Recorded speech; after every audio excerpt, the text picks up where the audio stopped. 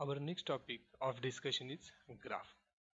Now, the contents which are displayed on the screen are terminologies and operations which are there in the graph.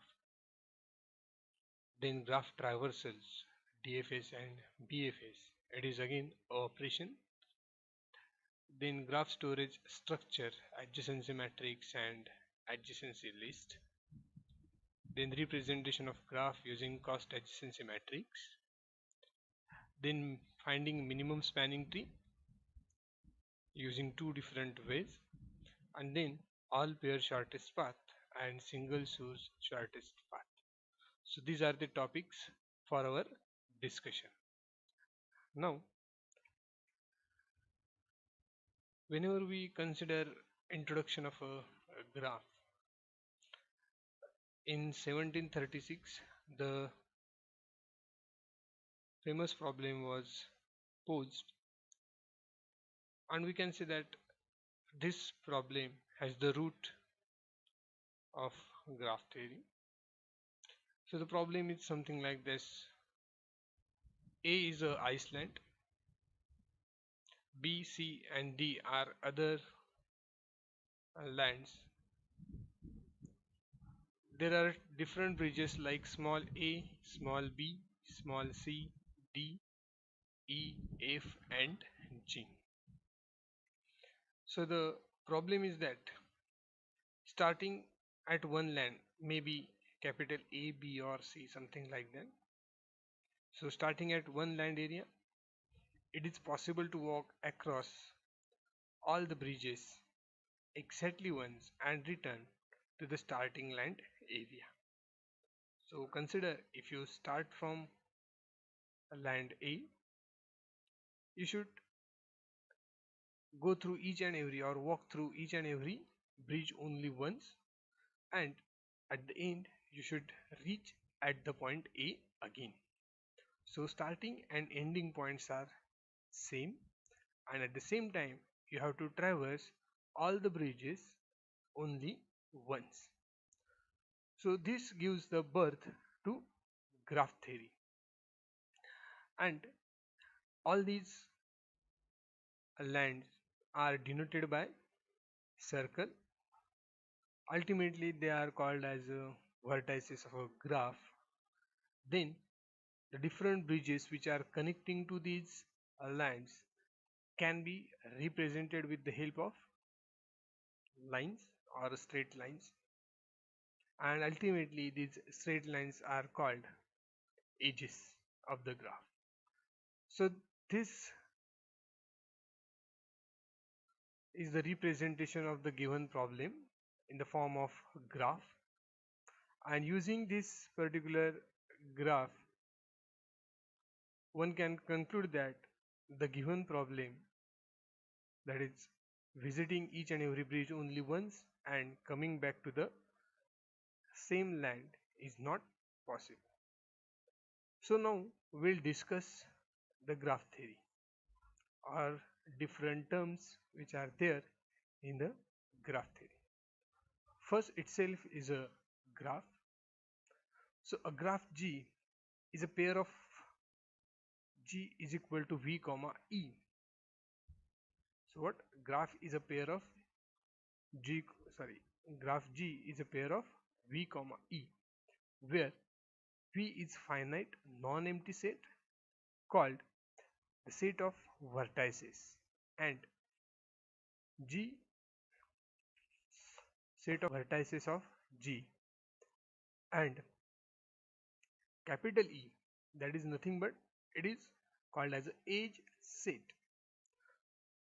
So E is a subset of V into V, where V is a set of vertices. So if we take a cross multiplication, so if we consider two set of vertices V and V, so there is a one vertex in V and another, that is end vertex set, is in another vertex set V.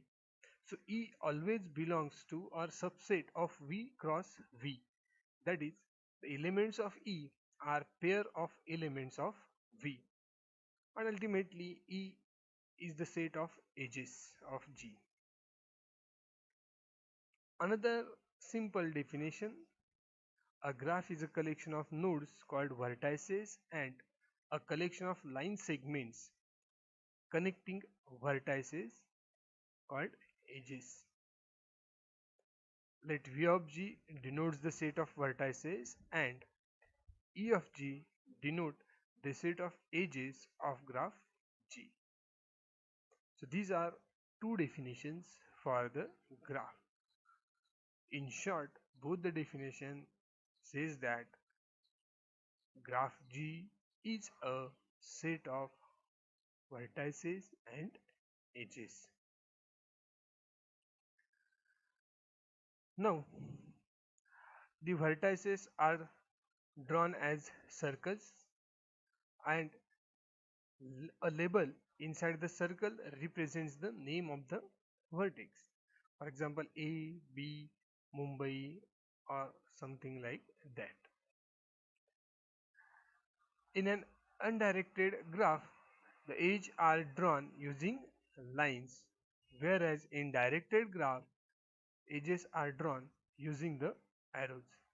So arrow gives the direction of vertex, or we can say a direction by which you can walk through that vertical vertex. For example, if V1 arrow V2 is the is a edge, then you can go from V1 to V2, but you cannot come back from V2 V1. Why? Because arrowhead is pointing towards V1. Now, next, these are the two different examples of graphs. Here 0, 1, 2, 3, 4 are the different vertices which are present inside the graph G2. Then the edges or edge set of G is given as 0, 1, 0, 3, then 1, 4, 1, 2, 2, 4, 2, 1, then 4, 3. But there does not exist any edge from 3 to 4 or 3 to 0, as the arrowheads are indicating from 0 to 3 and 4 to 3 edges. So there does not exist any way to go back to 4 and to 0 from vertex 3. These are two other examples of vertices. You can go through the graphs and find out what are the different edges which are there in this particular graph. Now, few other terms. If the element of E are ordered pairs, G is called directed graph or digraph. Otherwise, G is an undirected graph. E, that is nothing but if there exists arrow. So order is followed from V1 to V2, from V3 to V4. So such a order is there, then only we can say that that graph is a directed graph, where there exists direction for traversal from one vertex to another. Now, next definition is regarding arc. The edge in the directed graph is called a arc. So, whenever we say edge, it is a normal edge where there does not exist any direction.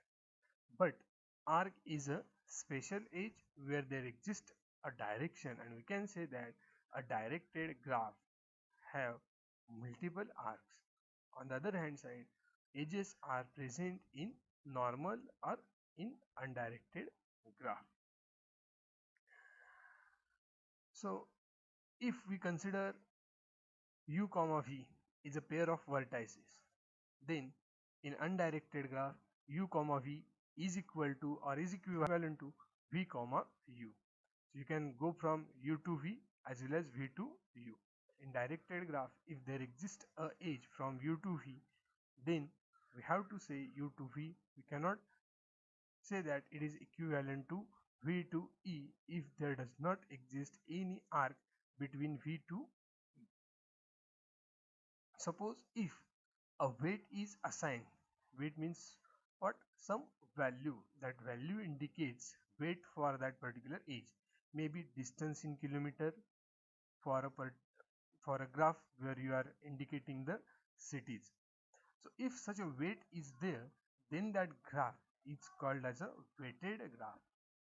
Two vertices are said to be adjacent if there is an edge from one vertex to another. That is nothing but, suppose U is a starting point and end point is V. Then there is edge between U and V. Ultimately, U comma V or pair U comma V belongs to edge set E. Then only we can say that UV are adjacent to each other.